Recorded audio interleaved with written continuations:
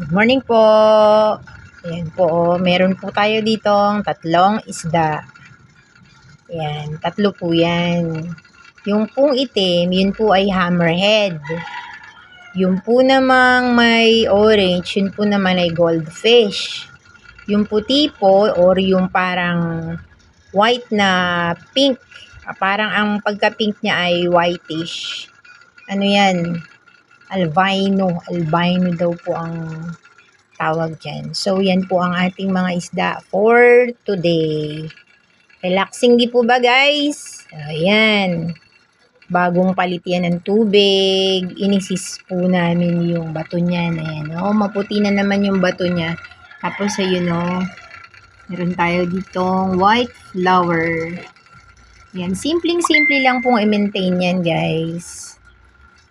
So, thank you for watching.